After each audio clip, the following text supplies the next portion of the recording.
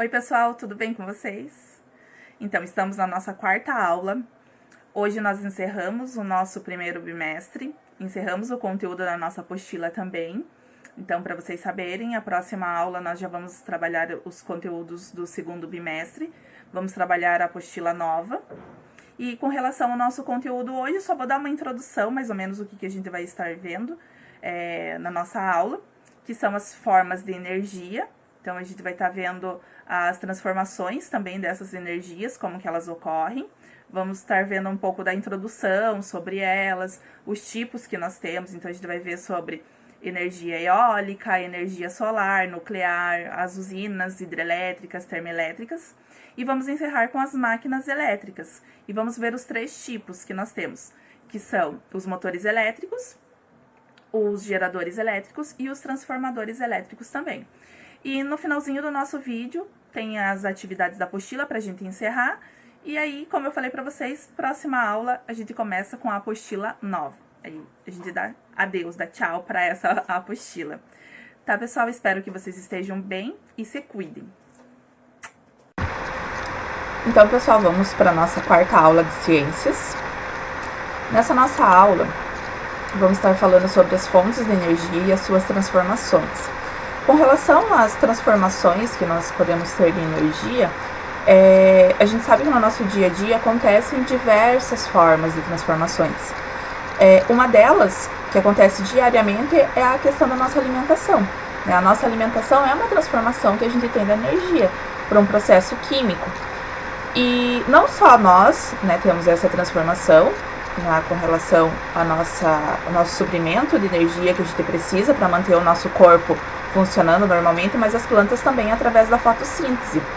Mas nessa parte do nosso conteúdo, como a gente está estudando toda a parte da eletricidade dentro da física, a gente vai dar um enfoque justamente pelas transformações da forma de energia, principalmente para a forma de energia elétrica, que é o que a gente está estudando nesse bimestre. Então, o nosso enfoque vai ser esse, mesmo a gente sabendo que tem vários tipos de transformações de energia que acontecem no nosso dia a dia, que acontecem no ambiente, tá?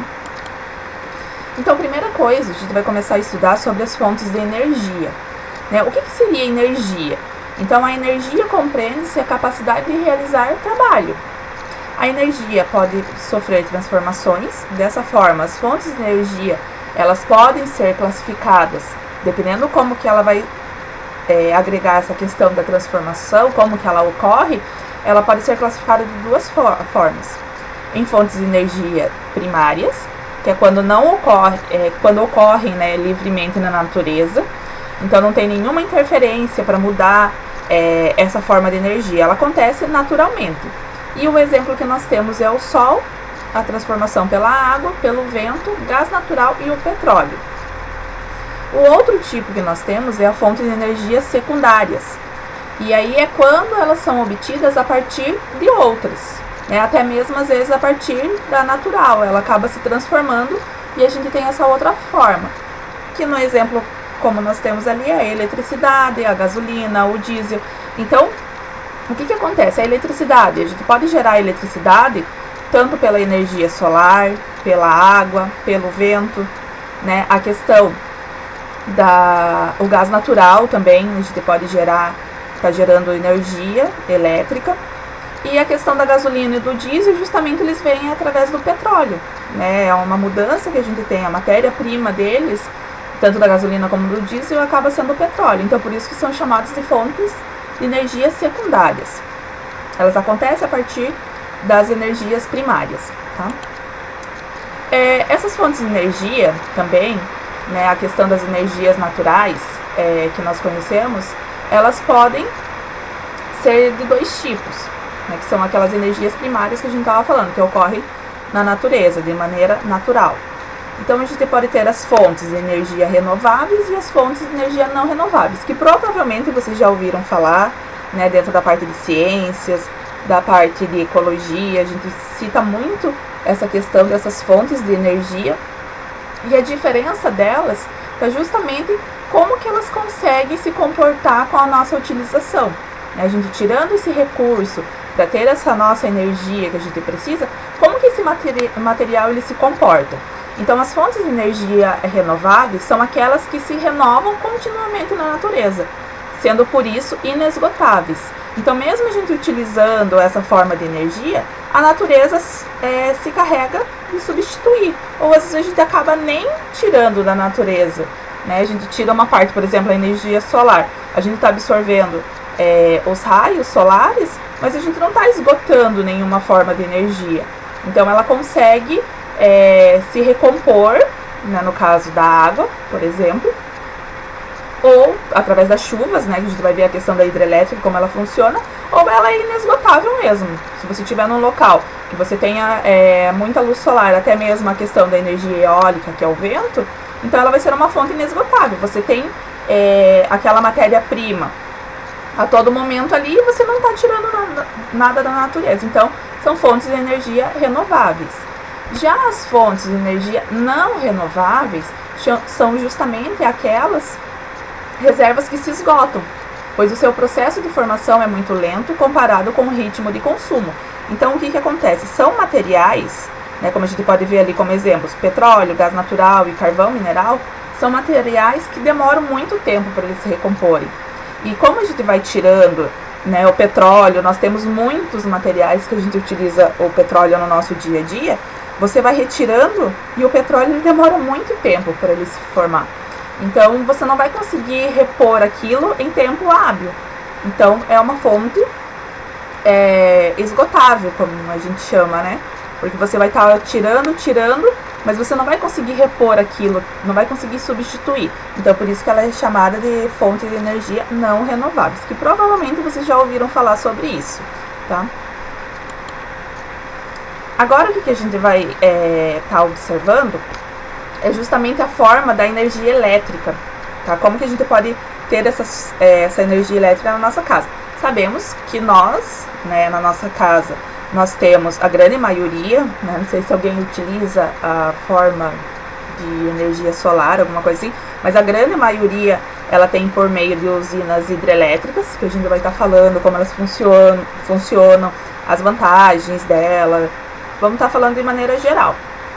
Mas a forma de energia que ela é mais utilizada no mundo é a energia elétrica, né? No nosso dia a dia a gente utiliza, a gente já até falou isso na sala de aula, o quanto a gente precisa da energia elétrica, né? Às vezes a gente fica um dia ali que a empresa precisa fazer alguma manutenção, alguma coisa, parece que, meu Deus do céu, né? Eu tô sem luz, o que eu vou fazer? Eu tô sem energia elétrica, parece o fim do mundo, porque a gente não consegue observar na nossa vida, a gente não consegue pensar, na verdade, né, no nosso dia a dia, sem a gente ter essa fonte de energia.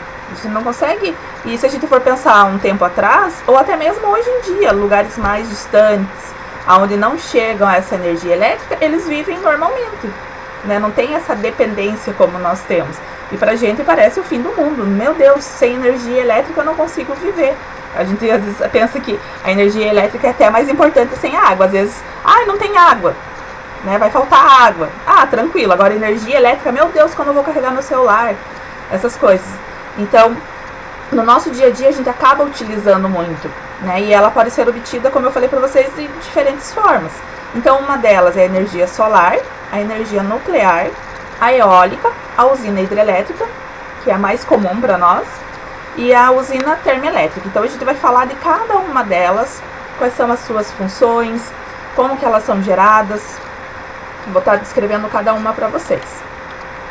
Então, a energia solar, pessoal, ela é designada, ela é a designação dada a todo tipo de captação de energia luminosa e energia térmica proveniente do Sol, e posterior transformação dessa energia captada em alguma forma utilizável pelo homem, seja diretamente para o aquecimento de água ou ainda como energia elétrica. Então, nós temos duas formas que eu vou falar para vocês no próximo slide, né, que a gente pode ter essa geração de energia através do Sol. O que vem na nossa cabeça quando a gente fala muito sobre energia solar são essas placas solares, né, que eu até coloquei aqui para vocês a imagem. Temos usinas solares que utilizam várias dessas placas para fazer essa captação da luz solar, mas eu vou falar para vocês agora com relação à diferença que nós temos de dois tipos de energia solar. Então a gente tem a energia solar fotovoltaica e temos a energia solar térmica. Então elas, né, na sua forma de transmissão, elas vão ser diferentes, o produto final para nós. Então temos uma diferença aí. A fotovoltaica, pessoal, ou como eu falei para vocês, a térmica, são dois tipos de energias solares e cada uma delas tem uma finalização diferente. Então a fotovoltaica provavelmente é o que vocês sempre associam, que são esses painéis, né, que a gente tem em indústrias, em casas, que a gente acaba observando esses painéis solares, que são painéis fotovoltaicos, que a gente chama. Esses painéis, né, eles geram energia elétrica que pode ser consumida em casas ou empresas. Então, o que acontece? Esse painel, como aqui na explicação eu coloquei para vocês, ele gera energia elétrica.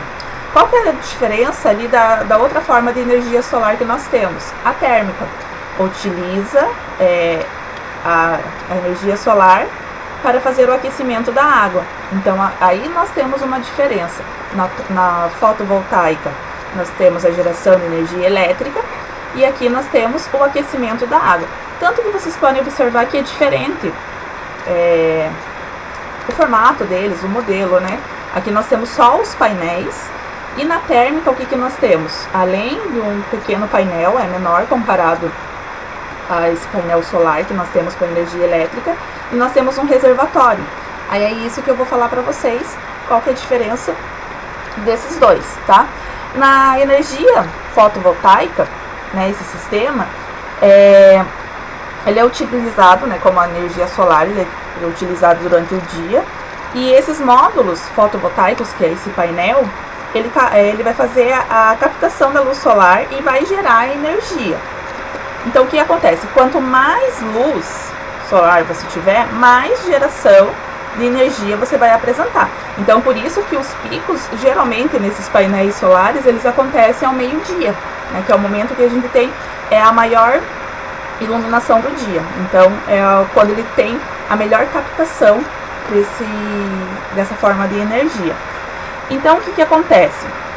Esses painéis, né, eles compõem os módulos, né, que nós observamos aqui. Então, eles são montados geralmente nos telhados, porque é onde você consegue uma melhor absorção dessa energia, tá, que acontece, né?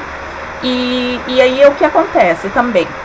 A posição desses painéis, ela é muito importante, porque você tem que colocar ela em locais, na casa ou na empresa, justamente onde você tem mais a luz solar durante o dia. Então não adianta você colocar num local que tenha muita sombra, você tem que colocar num local que tenha luz solar direta. Então a montagem dele, o local onde vai ser colocado, tem a ver com a sua eficácia que você vai ter no seu dia a dia. Então, o que acontece? Essa energia formada aqui pelo painel fotovoltaico, ele pode ser utilizado para alimentar qualquer aparelho dentro de casa, né? Aparelho ligado na corrente elétrica, como geladeira, lâmpadas, ar-condicionado, televisores, então, de maneira geral. E isso vai gerar o quê? Uma economia na conta de luz, lá naquele talão de luz que você recebe, porque você não vai estar utilizando a energia solar da usina hidrelétrica, você vai estar, você não vai estar usando a energia elétrica, né, da usina hidrelétrica, você vai estar usando a energia solar que você está produzindo. E o que acontece? Se você gerar muita energia, então se você tiver um painel grande, também tem isso, o tamanho do painel que você vai colocar, tudo isso tem influência no tamanho da casa, né? Se você tem uma casa grande, o painel ele vai ter que ser maior para você suprir, digamos, se você quer em toda a sua casa seja utilizada essa energia solar. Se você quer que alguns aparelhos só sejam, que utilizem essa energia, então você pode colocar um painel menor. E aí o que acontece? Se você gerar muita energia, e você não consumir energia solar, você ganha um crédito, digamos, ganha um bônus lá na tua conta de luz. Ou se acontecer ao contrário, você tem um painel menor do que você precisa, você não consegue suprir todos os seus aparelhos eletrônicos, o que vai acontecer?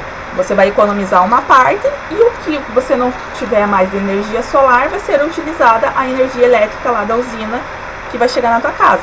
Então, digamos assim, você vai deixar teu talão de luz metade do consumo para energia solar, metade para o consumo da usina hidrelétrica que chega na sua casa, tá?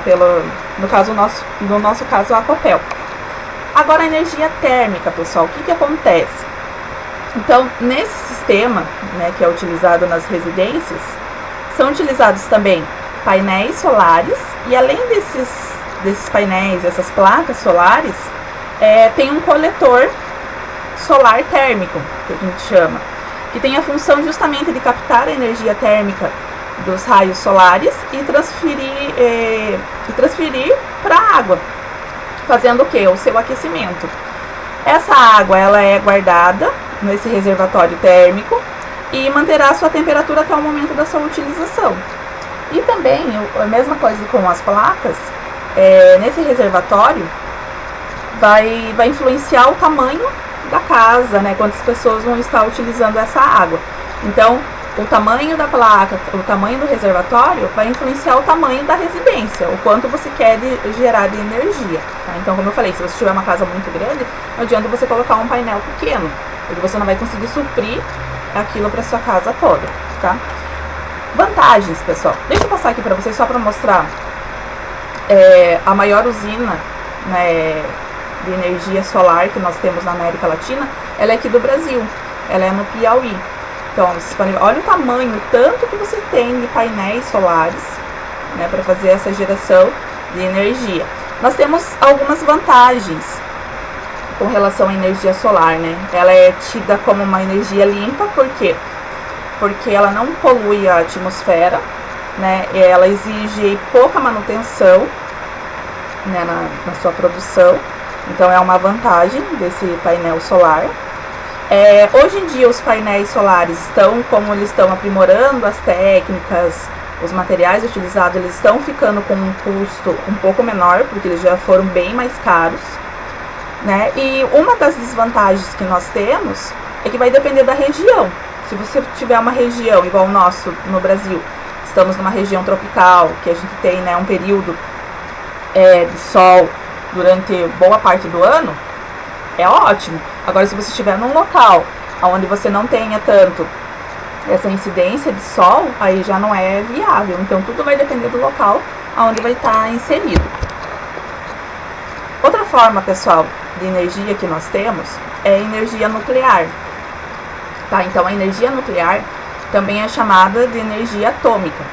Ela é obtida a partir da fissão do núcleo do átomo de urânio enriquecido, liberando uma grande quantidade de energia. A energia nuclear mantém unidas as partículas do núcleo de um átomo. A divisão desse núcleo em duas partes provoca a liberação de grande quantidade de energia. Então, aqui eu coloquei para vocês alguns elementos radioativos que podem servir como esses combustíveis. Então, a gente tem o tório e o urânio, que eu já tinha citado ali para vocês no texto. Tá? Os materiais radioativos não necessitam ser queimados, porque eles liberam calor e radiação através da reação de fissão do núcleo, que seria o quê? A quebra desses núcleos, desses átomos, né? Essas reações acontecem dentro de reatores. A liberação do calor também é aproveitada para aquecer um sistema de água líquida, muito parecido com as usinas termoelétricas que a gente vai falar, né? Então, é feito o aquecimento da água dessa forma. Como que funciona uma usina nuclear, pessoal? Então, por causa da reação em cadeia gerada, a água que passa pelo núcleo do reator, então aqui nós temos o núcleo do reator no circuito primário, né? Essa água que passa por aqui, ela chega a 320 graus Celsius, mas não vira vapor, pois o sistema é pressurizado. O que seria esse sistema pressurizado? É justamente a utilização de água sob alta pressão. E aí o que faz? Isso evita que a água entre em ebulição, mesmo chegando em temperaturas muito altas.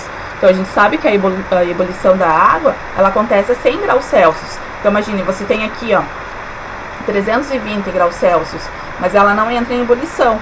Por quê? Justamente por você ter esse sistema pressurizado, que faz um aumento da pressão, e daí não deixa isso acontecer, tá? Essa água superaquecida transmite o calor para a água do circuito secundário no gerador de vapor, onde nós temos aqui, ó, esse gerador. E esse vapor vai acionar as turbinas. Então, o que acontece? Você tem esse vapor, né, que ele vai subir e ele vai fazer girar essas turbinas, vai acionar elas, onde essa energia vai para o gerador e vai ser distribuída. E aí o que acontece? Esse vapor ele também sofre a condensação, que a condensação é o quê? Quando você tem a passagem da água do estado gasoso para o estado líquido. Então aqui a água ela vai virar água líquida novamente e vai voltar todo esse processo, né? Então ela vai formar o vapor e a gente tem a renovação desse processo. Essa água utilizada, ela pode ser água de rios, de lago, água do mar, tá? Então qualquer tipo de água você pode estar utilizando nessas usinas nucleares. O que acontece, pessoal? Quando a gente fala de usinas nucleares, provavelmente vocês já ouviram falar muito, né, sobre alguns tipos de acidentes que aconteceram, que são os vazamentos dos materiais radioativos. E um muito conhecido foi o acidente nuclear que aconteceu na usina de Chernobyl, né? Aconteceu na Ucrânia em 1986 e é o maior acidente nuclear que a gente tem na história. Então, se vocês quiserem aprofundar um pouco o assunto, quiserem pesquisar, tem até uma série na Netflix, né, que fala sobre esse acidente nuclear. Então, é bem legal para vocês estarem estudando, tá? Que foi o maior da história. Mas nós tivemos um mais recente também, que foi o que aconteceu no Japão, em 2011, por causa do terremoto, que foi a usina de Fukushima. Tá? Também foi um acidente nuclear. Como eles falam, a questão das proporções, você não consegue comparar, né, um acidente com o outro, porque foram, né, totalmente diferentes as estruturas, a forma como ela aconteceu. Então, de Chernobyl, as estruturas eram totalmente diferentes por causa do ano que você tinha, foi, né, um tempo atrás. E o acidente ele também aconteceu com o reator em funcionamento. Então, lógico que foi muito pior, contaminou, né, toda aquela região, aconteceu muitos problemas com relação à população, ainda tem pessoas que sofrem com esse acidente, né, a questão do câncer. Então, eles estimam que tiveram mais de 100 mil pessoas com câncer justamente por causa desse acidente nuclear. Então, é bem legal para vocês estarem pesquisando esses dois acidentes nucleares, tá? Então, quem quiser, fica a pesquisa aí só para uma questão de conhecimento de vocês mesmos, que provavelmente já devem ter, ou vão ouvir, ou já ouviram falar em história, né, alguma coisa assim, em geografia. Mas é legal para quem gosta do assunto, se quiser pesquisar, se aprofundar um pouquinho mais, tá? Vamos para a energia eólica, pessoal. Essa energia é aquela proveniente do vento, né? Na atualidade, utiliza-se a energia eólica para mover aerogeradores, que são essas grandes turbinas, né, que a gente consegue observar aqui na imagem, eu coloquei para vocês, colocados em lugares com muito vento. Essas turbinas têm a forma de um catavento ou um moinho. Esse movimento através de um gerador produz energia elétrica. Então, o que acontece? Geralmente essas turbinas elas são colocadas em parques eólicos, né? Porque na imagem a gente acha que é pequenininha, mas quem já teve a oportunidade de ver uma pessoalmente sabe como são grandes. Então elas são colocadas em locais onde precisa ter muito vento, não adianta então você tá numa região que não tem muito vento e você colocar essas turbinas, porque você não vai ter a geração de energia. Então é algo que vem crescendo, né, no nosso país, porque ela também é tida como uma energia limpa. Quando a gente fala de energia limpa é porque ela não polui a atmosfera. Lógico que todo tipo de energia a gente tem impactos ambientais, então às vezes acontecem muitos acidentes com aves, tem que fazer um estudo onde vai ser colocado essas turbinas, tudo isso porque tem um impacto ambiental, não tem como você ser zero impacto, mas o que a gente fala é justamente da poluição atmosférica, né? Então ela é tida como uma energia limpa porque ela não tem nenhum tipo de problema para a nossa atmosfera. Aí a gente entra na usina hidrelétrica, que a gente utiliza muito, né? Então essas usinas hidrelétricas são as mais utilizáveis no mundo todo. Então nós temos uma grande usina que é a de Itaipu. Essas usinas, pessoal, elas são compostas pela represa, barragem, turbina e gerador. Então aqui na imagem a gente consegue observar justa a parte. O que seria a represa? É essa água que fica presa aqui, por isso que é chamada de represa. E a barragem é a construção civil que eles fazem, justamente essa barreira, tá, que acontece.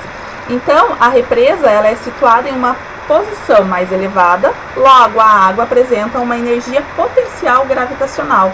Então, a geração de energia é feita justamente com esse movimento da água, né? Vai girar essas turbinas e aí essa energia vai para o gerador. É dessa forma que acontece a formação, né? Deixa eu passar aqui para vocês na imagem, que daí mostra melhor, né? Então, aqui temos o reservatório, os canais, né, por onde passa a turbina, que vocês podem observar, e o gerador. E aí a linha de distribuição de energia. Então, o que acontece? A água desce, né, por essas tubulações, entra em contato com as turbinas, fazendo elas entrarem em movimento, que é o que a gente chama de energia cinética, que eu vou mostrar depois um esquema ali para vocês, sobre essas formas de energia que são transformadas. E essa energia cinética produzida por essas turbinas é transmitida ao gerador, que converte a energia elétrica, como eu falei para vocês. Daí vai para a linha de distribuição da energia. Com relação, pessoal, a essas hidrelétricas, né? Então, elas, como eu falei, elas são tidas também como energia limpa, justamente por não estar poluindo a atmosfera. Mas a instalação da hidrelétrica, ela acarreta vários impactos ambientais e sociais. Porque você precisa de um local, como eu falei, né? A represa, onde você vai ter ali, ó. Você precisa de um alagamento de um local. Então, aí entram os impactos ambientais e sociais, porque provavelmente ali eram locais de moradia. Então, tinham casas, né? As pessoas tiveram que sair das suas casas, ser colocados em outros locais. Sem falar nos impactos ambientais com relação à fauna, à flora que é impactada. Então, como eu falei, isso não consegue não impactar em nada. O que você consegue é o quê? Ter uma energia limpa. E o que gera muita discussão, às vezes, dessas hidrelétricas é a questão, justamente por ter alagamento, e ele acontecer muitas vezes em terras indígenas, né, que são locais de proteção. Então, essa questão da usina hidrelétrica, ela entra em muita discussão com relação ambiental e questão social, né? Então, você não consegue ter impacto zero. Então, com relação às energias que são formadas. Então, lá na represa, a gente tem uma energia potencial. A água em movimento, a gente tem uma energia cinética. A turbina também é uma energia cinética, que é a questão do movimento. E no gerador a gente tem a formação da energia elétrica, tá? Então a gente tem toda essa transformação de energia dentro de uma usina hidrelétrica. Vamos lá para as usinas termoelétricas, tá? O que seriam essas usinas termoelétricas? Então, o carvão natural é utilizado como combustível, né? Esse carvão natural, mineral, desculpa, ele é feito ele é produzido, né, na natureza através de fóssil de florestas. Assim como outros tipos de combustíveis fósseis, o carvão mineral também pode ser queimado. O calor aquece a água, que produz vapor e faz pressão sobre as turbinas. Essas giram e fazem o gerador funcionar, produzindo energia elétrica. Então, aqui na imagem a gente tem justamente uma usina termoelétrica, tá? A questão que eu vou falar para vocês, daí já vou entrar nessa discussão com relação à parte ambiental também, que a gente tem impacto nessa usina termoelétrica. Mas primeiro vamos para a questão do funcionamento, né? Como que ela funciona. Então, essa usina, nós temos ali o aquecedor, que vai fazer o aquecimento dessa água, né? Justamente essa questão que a gente vai ter do aquecedor vai ser um combustível fóssil, como eu tinha falado para vocês. Esse vapor, ele vai para as turbinas, então ele consegue fazer essas turbinas girarem. E aí depois a gente tem o condensador, que é o mesmo processo que eu falei para vocês, o vapor ele vira água líquida, e aí nessas turbinas a energia gerada, a energia cinética que nós temos, ela vai para esse gerador. E daí vai ser distribuído para para as residências, para os locais. Com relação aos impactos que a gente pode ter dessa forma de energia, elas costumam ser, né, justamente a energia do ar. Então, deixa eu só voltar aqui no slide para vocês. Justamente na imagem a gente consegue ver, né, a poluição. Por que acontece essa poluição, pessoal? Ela acontece justamente pela queima dos combustíveis fósseis, que como eu tinha colocado ali para vocês, que ele pode acontecer pelo carvão mineral, ou ele pode acontecer também pelo gás natural. Então, de qualquer jeito, você vai ter uma poluição ambiental. Daí entra a diferença que eu estava falando de todas as outras formas de energia, onde a gente tinha a energia limpa, que a gente fala que não tem uma poluição ambiental. Nessa, atmosférica no caso, né? Nessa nós temos, tá? Uma poluição justamente por você ter uma queima. Sempre quando a gente tem a queima, você vai ter a produção de poluição atmosférica, tá? Além disso, né, fora essa poluição atmosférica, a água que é utilizada para resfriar o vapor, que, né, forma essa questão aqui do condensador, que eu tinha falado para vocês, que é quando a água volta do estado gasoso para o estado líquido, ela é devolvida mais quente para os locais da onde ela foi retirada. Do mesmo jeito, mesmo que ela seja resfriada, ela não volta de maneira igual como ela foi retirada. E isso acaba gerando alterações nos ambientes aquáticos onde ela é inserida, seja rios, seja lagos. Então, acaba alterando a temperatura da água daquele local em questão ambiental mesmo. Agora, pessoal, nós vamos para a questão das máquinas elétricas, né? Então, sobre o conceito de máquinas elétricas, está reunido os motores elétricos, os geradores elétricos, os transformadores elétricos. Então, nós temos essas três máquinas elétricas. É comum nas máquinas elétricas que todas elas trabalhem com transformações de um tipo de energia em outro. E em todas elas está presente a energia magnética, que a gente já estudou, né, em aulas anteriores. Vamos lá então para os primeiros, mostrar primeiro para vocês esse esquema, né, que mostra como que é dividida essa questão das máquinas elétricas. Como a gente tem a divisão, então a gente tem a divisão das máquinas elétricas rotativas, que elas são chamadas assim justamente, são formadas pelos motores e pelos geradores, que elas são denominadas assim por possuírem uma parte girante em relação a uma outra parte em repouso. Então por isso que elas são chamadas de rotativas. E as máquinas elétricas estacionárias, ou em repouso, que a gente pode chamar também, elas são formadas pelos transformadores, pois elas não possuem nenhuma parte móvel. Então, aí a gente tem a diferença, justamente rotativas, como o nome já diz, porque vai ter um movimento, e na estacionária você não tem movimento nenhum.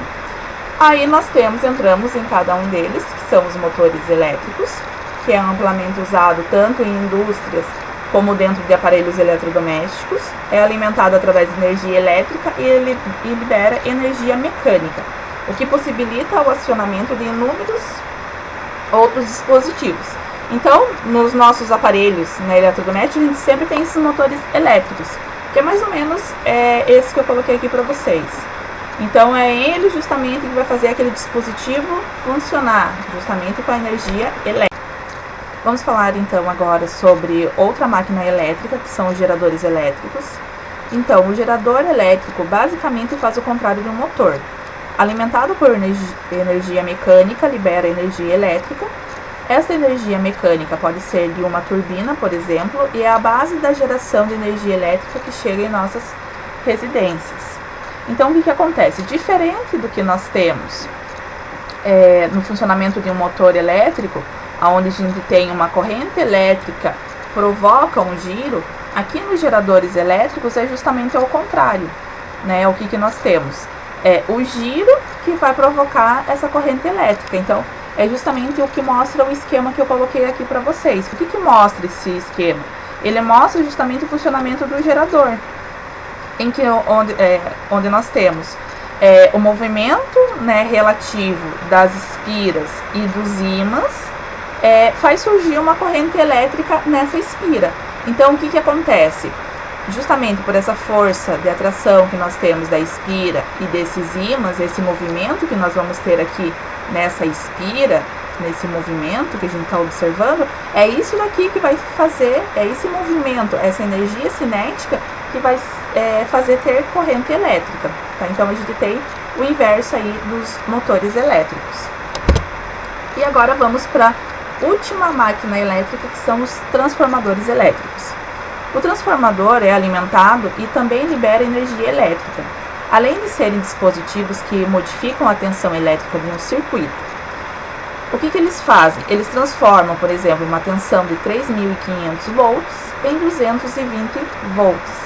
Então, a função justamente dos transformadores, né, esses dispositivos, eles têm justamente essa função de mudar a tensão elétrica de um circuito. Então, o que acontece? A gente, né, pode observar em todos os postes esses transformadores, e como o nome já diz, eles transformam a voltagem. Então, muitas vezes, a voltagem que você tem nessa corrente elétrica, nesse poste, é muito maior do que a casa, né? A corrente elétrica que você tem em casa, ela consegue suportar. Então, ele faz essa transformação. Chegar em casa, justamente, a voltagem elétrica que você precisa para utilizar os equipamentos elétricos. Então, essa é a função do nosso transformador. Então, o nome dele já diz tudo. E por último, né, não podemos deixar de ter as nossas atividades. Então, hoje eu vou pedir para vocês a atividade do livro de atividade de vocês, os exercícios da página, os exercícios 12 ao 18, das páginas 23 a 26. Então, esse exercício está relacionado justamente a essa nossa aula, tá?